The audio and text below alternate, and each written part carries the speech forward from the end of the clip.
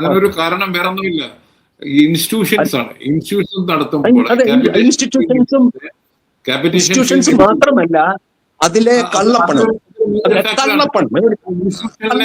ഞാൻ വെറും പണമല്ല, കള്ളപ്പണത്തിന്റെ ഇതായിട്ടാണ് ഈ ക്രിസ്ത്യൻ വലിയ വലിയ മഹാസ്ഥാപനങ്ങൾ ഇവർ സൃഷ്ടിച്ചിട്ടുള്ളത്. അപ്പൊ യേശുവിന്റെ തടയിട്ടുകൊണ്ട് ഈ CBIയെയും EDയെയും മറ്റും അത് തടയാൻ കഴിയുകയില്ല. ആ ഭയത്തിൽ നിന്നാണ്. അത് ഭൂമിയിലെ, സ്വർഗത്തിലല്ല, ഭൂമിയിലെ സ്വത്തിനെ സംരക്ഷിക്കാൻ കേരളത്തിലെ കത്തോലിക്ക സഭയ്ക്കും സവർണ സഭകൾക്കും അവർക്കത് ചെയ്യാതെ കഴിയില്ല. കാരണം സ്ഥാപനങ്ങൾ അത്ര വലുതാണ്, ഭീമമായ സ്ഥാപനങ്ങളാണ്, സാമ്രാജ്യങ്ങളാണ്, ചെറിയ സാമ്രാജ്യങ്ങളാണ്.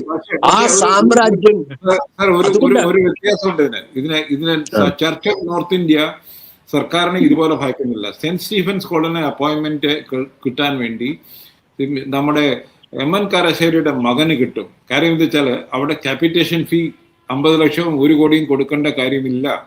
അതുകൊണ്ട് MN കാരശ്ശേരിയുടെ മകൻ നമ്മുടെ മലയാളികൾ പറഞ്ഞാൽ അവിടെ പഠിപ്പിക്കുന്നു. അതാണ് ഈ നോർത്ത് ഇന്ത്യൻ സഭകൾക്ക്, കത്തോലിക്കരാണെങ്കിലും ചർച്ച് ഓഫ് നോർത്ത് ഇന്ത്യ ആണെങ്കിലും അവർ ഇതുപോലുള്ള അത്യാർത്ഥികൾ വളരെ കുറച്ച് ഇടങ്ങളിലെ കാണിക്കാറുള്ളൂ. പക്ഷേ നാട്ടിലെ എനിക്ക് തോന്നുന്നേ ഇത് നാട്ടിലെ ക്രിസ്ത്യൻ സഭകളുടെ അഹങ്കാരമാണ്. അത് എന്തും ചെയ്ത് പണമുണ്ടാക്കി അതിൽ അഹങ്കാരം തന്നെയാണ്. അതിന് കൊടുക്കേണ്ട ഒരു വിലയാണ് അവർ ഇന്ന് കാണിക്കുന്നത്. ഈ ഭയവും ഈ ദാസ്യവും ഫാസിസത്തോടുള്ള കേരളത്തിലെ സവർണ സഭകളുടെ ഭയത്തിനും ദാസ്യത്തിനും അടിസ്ഥാനം അവരുടെ ലൗകികമായ സ്വത്ത് സമ്പാദനമാണ്. ഇത് ഓരോ നല്ല ക്രിസ്ത്യാനിക്കും കേരളത്തിൽ തിരിച്ചറിയാൻ കഴിയുന്നുണ്ട്.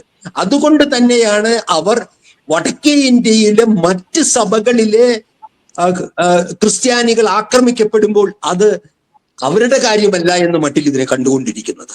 അതുകൊണ്ടാണ് ഇവരെപ്പോഴും പറയുമല്ലോ, ഈ പറയുന്നത് നമ്മളുടെ സഭയല്ലല്ലോ ചെയ്യുന്നത്, അവന്മാരുണ്ടാക്കുന്ന കുഴപ്പമാണ്. ആരാണ്? പാസ്റ്റർമാരുണ്ടാക്കുന്ന കുഴപ്പമാണ്, ഇവാഞ്ചലിക്കൽ സഭകൾ ഉണ്ടാക്കുന്ന കുഴപ്പമാണ്, അവർ ആവശ്യമില്ലാതെ കൺവേർഷൻ നടക്കുകയാണ്. ഇതാണ് ഇവിടുത്തെ സവർണ സഭാ മേധാവികൾ ഉള്ളിലും അവരുടെ ചർച്ചിനുള്ളിലും അവരുടെ അടുപ്പക്കാരോടും പറയുന്നത്.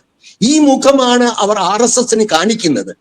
എന്നിട്ടും അത് പരസ്യമായിട്ട് പമ്പ്ളാനി തന്നെ പറഞ്ഞതാണ്, റബ്ബർ വില കൂട്ടിയാൽ കേരളത്തിൽ നിന്ന് ഒരു ലോക്സഭ MP തരാൻ ഞങ്ങൾക്ക് ബുദ്ധിമുട്ടില്ല എന്ന് തലശ്ശേരിയിൽ വെച്ച് പറഞ്ഞ അതേ പമ്പ്ളാനിയാണ് ഇപ്പോൾ പറയുന്നത്, എറണാകുളത്ത് പറയുന്നത് ഞങ്ങൾക്ക് തൊട്ടുകൂടായ്മയില്ല.